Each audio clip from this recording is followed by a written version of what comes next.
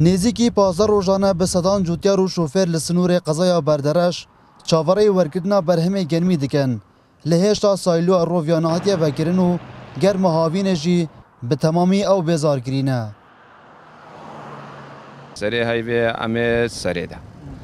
تقریبا 12 روز امید سریده و حز دکن سایلوی بکنوا یعنی مرر به سری بنوسی لبو عالمی در کس دو سری خو قدر نبید هم لبو فلاحی و هم لبو جوتیاری. وستی یکی هی ملی روستیاینا او ذکر 13 روز ام هر وستیاینا و حتی نقص سالون هیچ دیار نیه سلی دیار نیه و دیجن القول بازی هفتوا بازی اگر وفیتن و دیجن ایج ام داغواسکاری الحکومت هم سالون وقتن دا ام ولكن ام عديد بنا قرع عديد بنا السريرة وام خسار بنا زور بو ساعة خسارتها حکومت هرم بخوله مباشر دزانید اگر عنك هم سال 28 29 5 سایلو ودا بید اف سالک او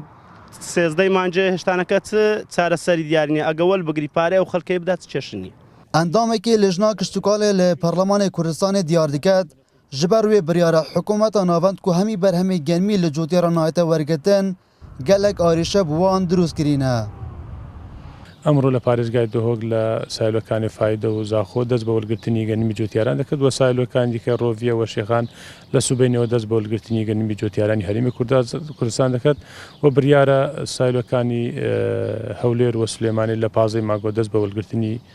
گەنمی جوتیاران بکەن. ئێمە داوامە لە حکوومەتی هەرێم کردێت کە ڕێگەیەک بدۆزنەوە بۆ ساکردنەوەی ئەو بڕەگەنمێک لە دەستی جوتیارانی هەرێمی کوردستان دەبینێتەوە بەڵام تا ئێستا حقیقەت هیچ وەڵام نەبووە و هیچ ڕێگەیان نەدۆزیتەوە بۆ وەرگرتنی ئەو بڕەگەنمێک کە لە دەستی جوتیاران دەبینێتەوە. هەر ساڵ لە داویا مەها پێنج سایلۆ بڕێ جوتیاران وا دەهێنە بەکردن داگوگەنم لەوان بێتە وەرگرتن لە ئەف جوتیارەت بێژن نێزیکی 15 ڕۆژانە ئەو چاوەڕێ وەرگرتنا بەرهەمی گەنمی دکەن لە هێشنا هێتە زانین کەنگی دێ بەرهەمە لەوان هێتە وەرگرتن و سایلۆ جی دەهێتە بەکردن. دلبرین غازی کورسات نیوز ناحیە ڕۆڤیا سەر بە قەزایا بەردەرە.